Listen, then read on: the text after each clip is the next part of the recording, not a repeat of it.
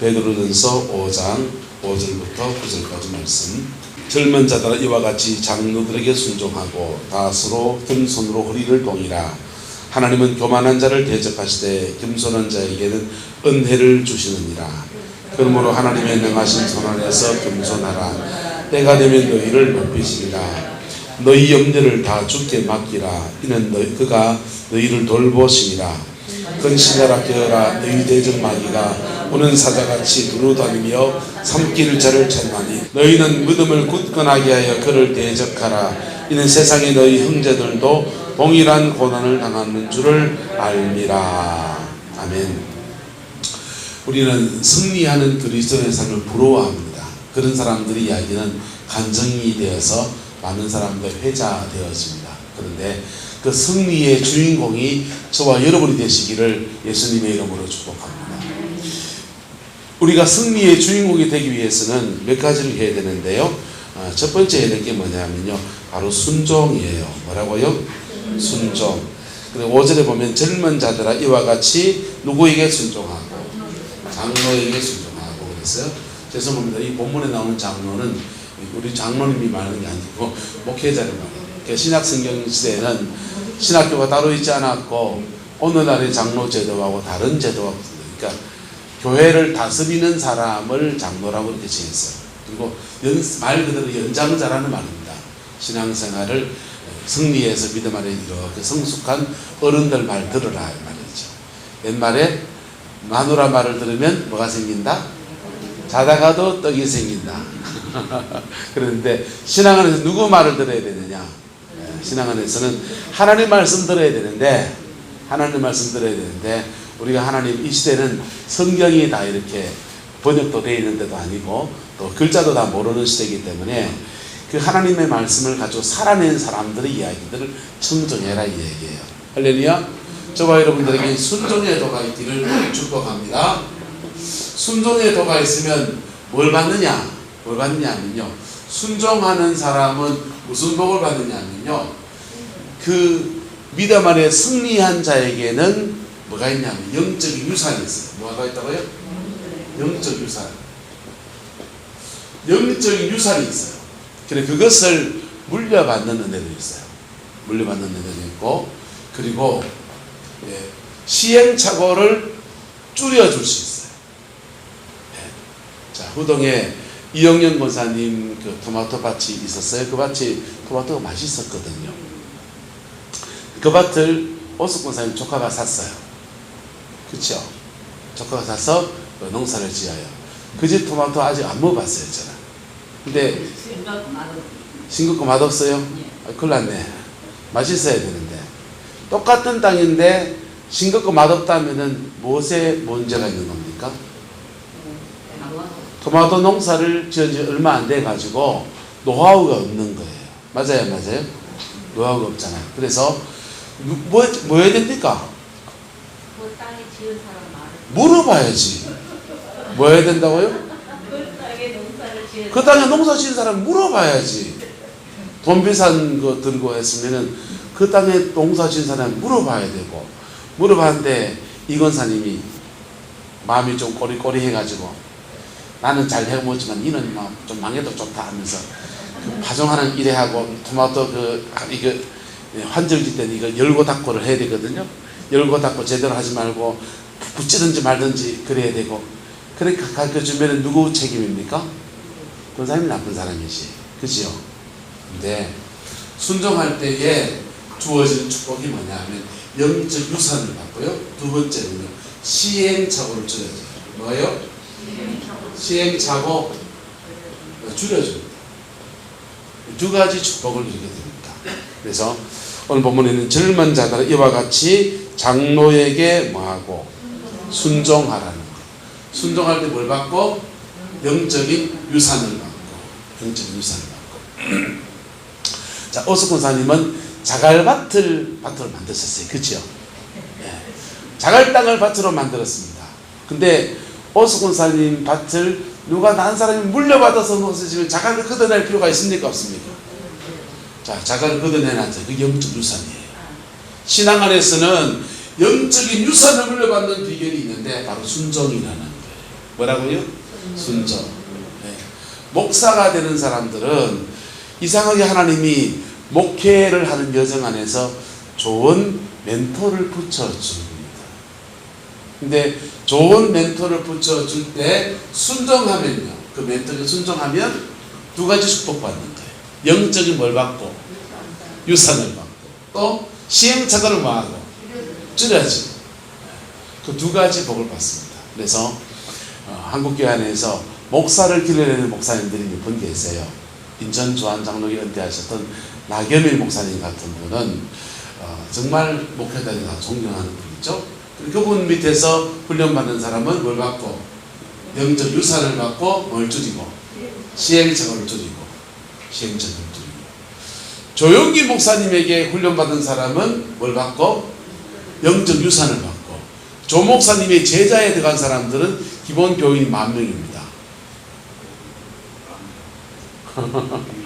나는 왜 그런 기회를 못 받았을까?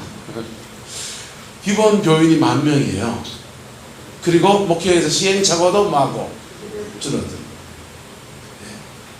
김상환 목사님한테 목회 훈련 받은 사람은요, 영적인 뭘 받고 유산을 받고 시행착오도 뭐해지고 줄어들고.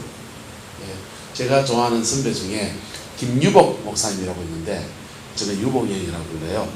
영남대학교 IVF에서 같이 활동을 했었는데요. 유복이 형이 그 농대 미생물학과가 그랬어요. 그런데 IVF 1학년에 들어가서 박무선 간사님한테서 그냥 사람이 몇 명 없으니까 유복 형이 거기에 홀딱 빠졌어요.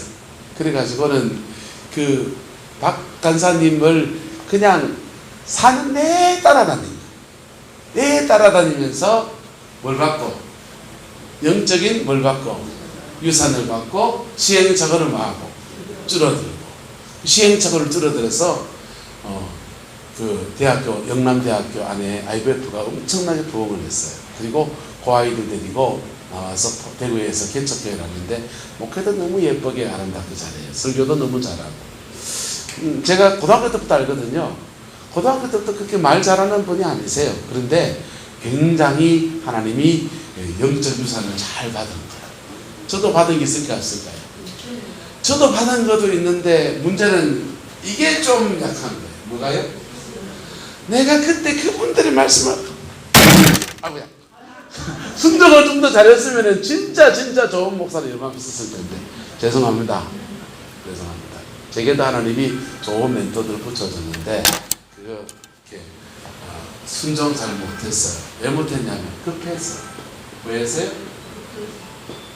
마음은 급해 죽겠는데 기도하러 와서 1년 동안 기도원에 와서 살아라 하는데 애들은 있고 밥 먹고 살아야 되고 그리고 부임해서 갈 교회도 있고 그런데 기도원에 와서 1년 동안 살라고 그랬어요. 그때 기도원에 들어가서 1년 동안만 딱 그냥 하나님 앞에 엎드리는 시간 가졌으면 목회 칼라가 아마 달라졌을겠죠.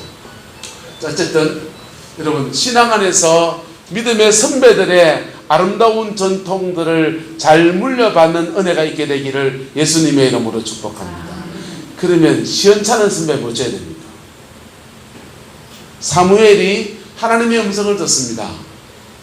음성을 듣고는 엘리 제사장한테 가서 나를 부르셨나이까 하니까 안 불렀다.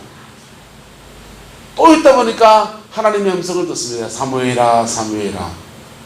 그래가지고는 또 엘리 제사장을 쫓아가가지고 나를 불렀나이까 하니까 안 불렀다. 그래가 또 있는데 사무엘아 사무엘아 또 들립니다. 그래가 또 세 번째 듣고서는 엘리 제사장한테 가가지고 나를 불렀나이까. 그때 그 엘리 제사장이 야야 시행착오를 줄여주는 거예요. 야야 다시 또 들리면은 주여 내가 여기 있나이다. 당신의 음성을 듣겠습니다. 그래 말해라 그랬어요.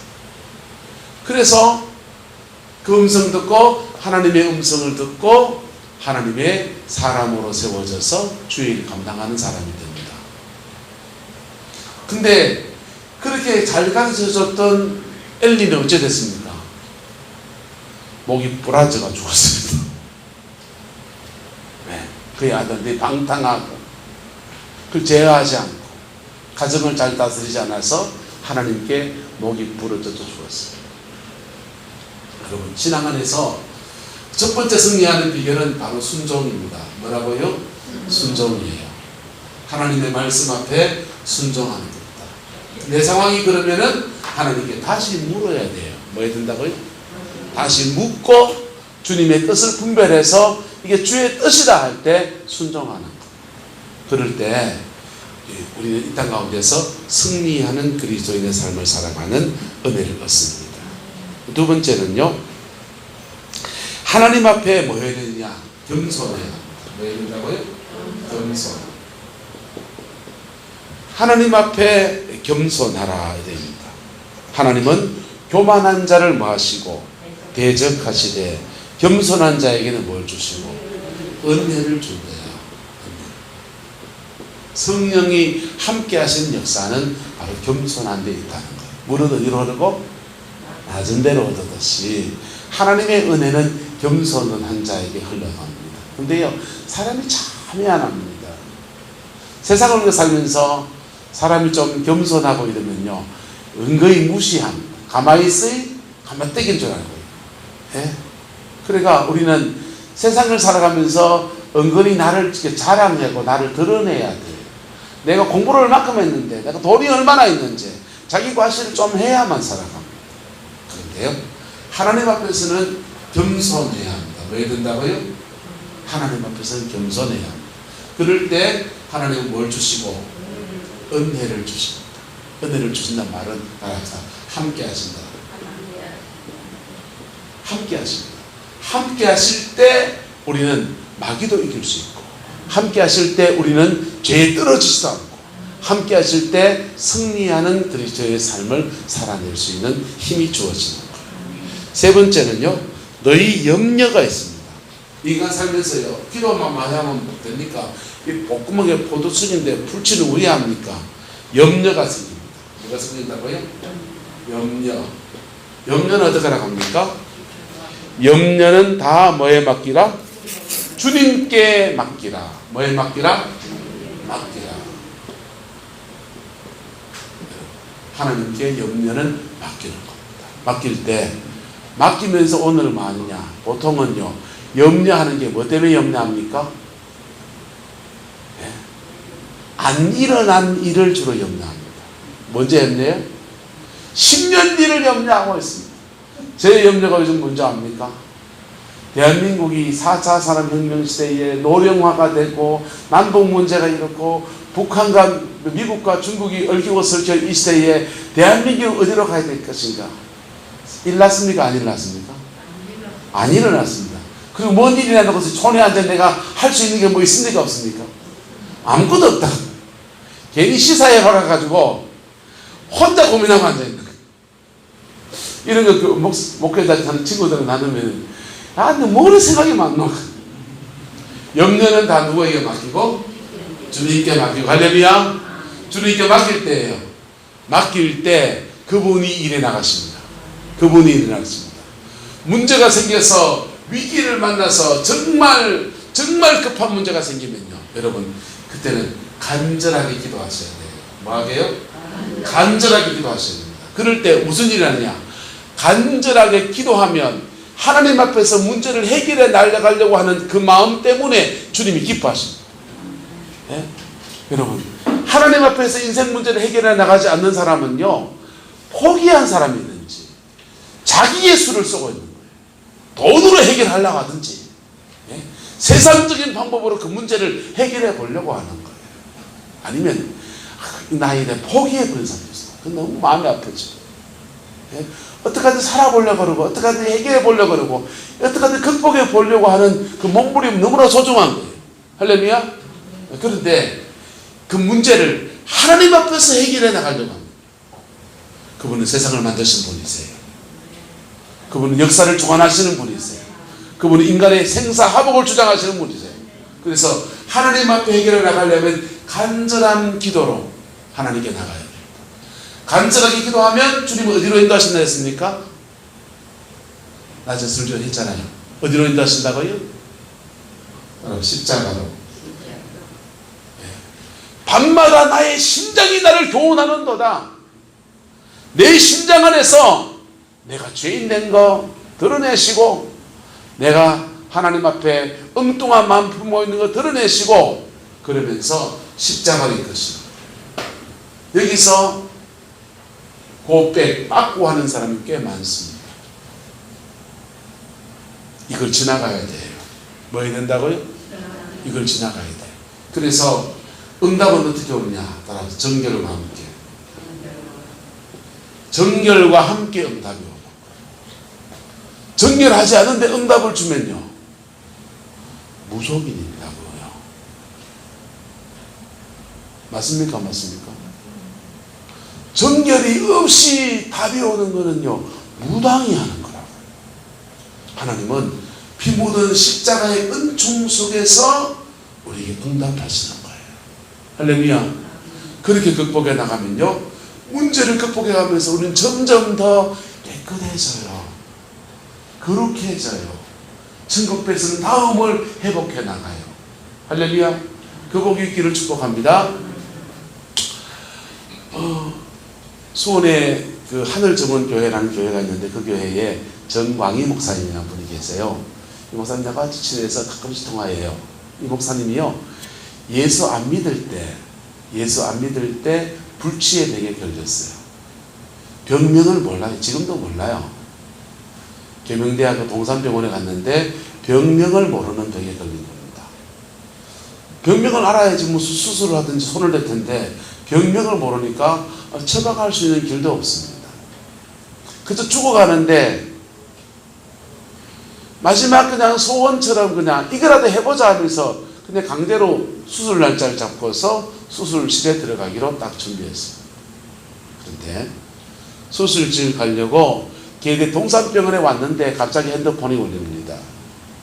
그리고는 김천에 가면 천성기도원이 있는데 그 원장님 만나보면 혹시 길이 열릴지 모르겠습니다. 뭐 혹시나 알 수 있을지, 병명이라도 알 수 있을지 모르겠습니다. 그 말에 그 병명을 알 수 있다니까 물어나 보자 해서 천성기도원에 왔어요. 와가지고는 거기에서 불신자일 때부터 기도원에서 신앙생활 하면서 예수 믿고 치유사역을 받기 시작합니다. 그래 하나님 앞에 하나님이 살려줄 수 있다고 하니까 고쳐달라고 살려달라고 막 떼글떼글 기도했는데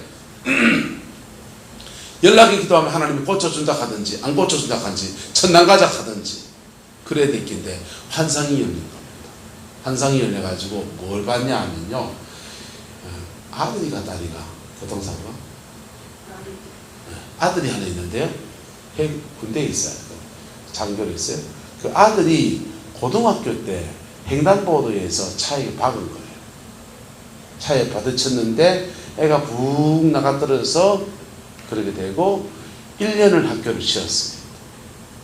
학교를 쉬고, 그리고 차 사고 낸 사람은 이거 뭐 사람이 죽은 사고 아니면 감옥 갑니까 안 갑니까? 안 가잖아요. 안 가니까 보험 처리 다 해줬어요. 보험 처리를 다 해줬는데 도의적으로 와서 사과도 해야 될까요? 안 해야 될까요? 사과도 해야 되고 그렇잖아요. 사과도 안 하고 그 보험 처리 땅땡. 근데 그게 아들을 1년 동안에 병원에 왔다 갔다 간호할 때마다 화가 나는 거예요. 사람이 어떻게 그럴 수 있냔 말이에요. 인간이 어째 그럴 수 있노? 와서 이 젊은 애가 인생을 그래가지고 1년 동안 병원에 누워있고, 남들은 다 대학 가고 하는데 한 해 웃고 가고, 그래 인생을 딜레이 하는데 보험에서 다 처리해 주니까 뭐 땡, 인사도 오지도 안 하고 사과도 하지도 안 하고. 그게 속에 상해 있는 그 장면으로 하나님 환상을 다 열어주셨어요. 그래가지고는요, 그 사람의 얼굴을 보는 거예요. 사고는 그 사람의 얼굴. 그 사람의 얼굴을 보는데 사람을 치는 순간 그 운전했던 가해했던 아르바이트생이었어요. 아르바이트생이요, 어쩔 줄 몰라 하는 그 당황해하는 거, 그걸 봅니다. 그리고 그 아이도 보면서 걔는 걔대로 뭐가 있었겠구나, 따라서 걔는 걔대로 사정이 있었겠구나. 걔는 걔대로 사정이 있었겠구나 하면서 용서를 배워요. 뭘 배운다고요? 용서. 그게 그분 십자가예요. 그 자기 아들을 친 아이를 용서해요. 그리고는요, 몸이 나았을까요? 안 나았을까요? 나았죠. 낫고 하나님의 은혜가 너무 감사해서 미술생한 거 사표내고 신학해서 지금은 서울에서 목회하고 있어요. 여러분, 염려는 하나님께 뭐하고? 맡기고. 맡기는데도 해결 안 되는 문제는 간절하게 기도하셔야 돼요. 간절하게 기도하는 하다가 많은 경우에 십자가를 지나게 하십니다. 이걸 지나가야 돼요. 동의하십니까? 십자가 없는 영광이 있다 없다? 안 돼 가서 물어보시거나 저 붕당당 가서 물어보시라. 십자가 없는 영광은 교회에서는 없어요. 피 묻은 십자가에서 우리를 사하여 주시면서 구원하여 주시고 우리의 죄를 씻어 마음의 상처 으그러진 것들을 용서라는 고비를 뛰어넘게 하시면서 축복을 이끄시고 저주를 끊어주시고 마귀를 물리치시고 죽음 권세를 쫓아내시고 생명의 역사를 일으키시는 것이 바로 피 묻은 십자가 안에서 그래 주어지는 거예요. 네 번째는요 승리의 생활에서요. 자 8절입니다. 근신하라 깨어라 너희 대적 마귀가 뭐같이 우는 사자같이 두루다니며 삼킬 자를 찾나니 너희는 무엇을 하여 믿음을 굳건하게 하여 그를 뭐하라 대적하라. 사단을 뭐하라 대적하라. 승리하는 생활에 그리스도인의 삶은 이 네 가지입니다. 이럴 때 그의 인생에 승리가 주어집니다. 예수 믿으면 천당을 가지만 믿음 안에서 자기의 삶을 승리로 가는 사람은요 그렇게 많지 않아요. 자기 인생을 승리하는 그리스도인의 삶을 살아내고 그 승리 안에서 구체적인 내 삶의 열매로 받아내는 사람들은요 그건 간증에 나오는 사람들 얘기예요. 근데요 그분들 간증하는 그분들이나 우리나 딴 하나님 섬깁니까? 그분들은 하나님 할아버지 섬깁니까? 우리는 다 같은 하나님을 섬기고 있습니다. 그 같은 하나님을 섬기는데 우리가 믿음 안에서 이거 이렇게 하지 않기 때문에 승리의 삶으로 나가지 못하는 거예요. 여러분 남은 인생에는 승리하는 생활 되기를 예수 이름으로 축복합니다. 그리고 여러분이 승리한 것을 가지고 자녀 세대에게 영적인 유산으로 남겨줄 수 있는 은혜가 있기를 축복합니다. 이건사님, 혜린쌤이나 동력이 보면 마음이 좀 답답하지요. 왜 답답한가 하면은 군산 시집 와서 영적 전쟁을 치르고 삶의 여정을 헤쳐온 여정들을 그 시행착오들을 혜린쌤이나 동력이가 똑같은 걸 반복할까 봐 두려움이 있죠. 그렇다고요.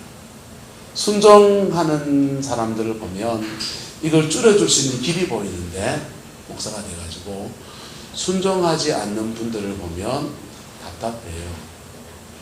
왜요? 시행착오 다 겪을 거니까.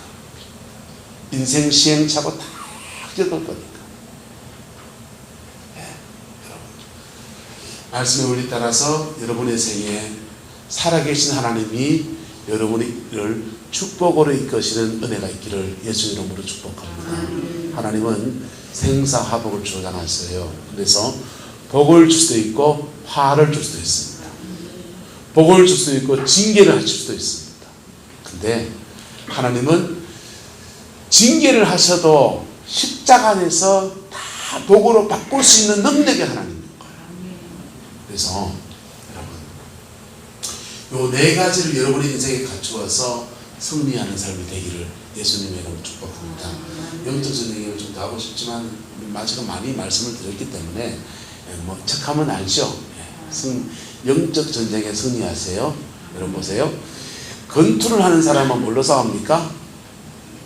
힘으로 싸웁니다. 주먹으로 싸웁니다. 네. 자, 시험장에서 시험 치는 사람은 뭘로 싸웁니까? 지식으로 싸웁니다. 영적 전쟁은 뭘로 싸웁니까? 지식으로 싸울 수 있습니까? 힘으로 싸울 수 있습니까? 영적 전쟁은 따라합니다. 영은 영으로 이기는 거. 영적 전쟁은 영 대 영으로 싸우는 거예요. 그래서 내가 영의 차원으로 올랐어야 돼. 그래야 영적 전쟁에 승리할 수 있습니다. 그 얘기는 따로 떼서 여러분 나눠야 되고요. 어쨌든 이 네 가지를 통해서 여러분의 삶에 승리하는 생활 되기를 예수님의 이름으로 축복합니다. 그것으로 여러분의 가정을 변화시키고 남은 인생에 열매 맺는 생이 되고 하나님 나라에서 천국에서는 놀라운 상을 받는 은혜가 있게 되기를 예수님의 이름으로 축원합니다. 기도하겠습니다. 좋으신 아버지 하나님, 오늘 주의 말씀을 드렸습니다. 순종의 도를 따라서 아버지 하나님 남은 인생 꼭 열매 맺는 생이 되게 우리 하나님 주장하여 주시옵소서. 여호와께서 함께해 주시기 원합니다. 교회 안에 웬만한 어르신들 많이 있습니다. 하나님 인생의 소중한 경험들 아버지 복음 앞에 잘 승화시켜서 다음 세대 그 뒤를 따라가는 또 다음 세대들에게 아름다운 자취를 남길 수 있게 축복하여 주시고 하나님의 말씀 앞에 피차 허리를 동이고 겸손하여서 아버지 하나님 나라 이루어갈 수 있게 역사하여 주시며 우리 삶의 원수로 역사하는 사단의 권세는 가정과 삶의 모든 자리에서 끊어지게 하옵소서. 끊어지게 하옵소서.